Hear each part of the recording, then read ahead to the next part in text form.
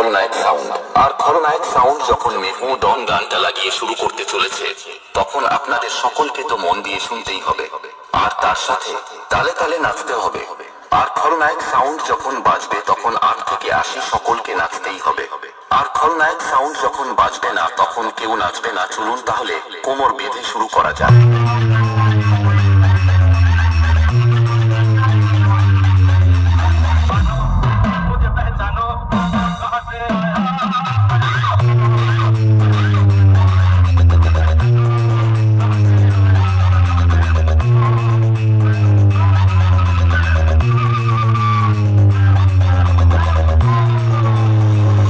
Sound present Mamudpur থেকে।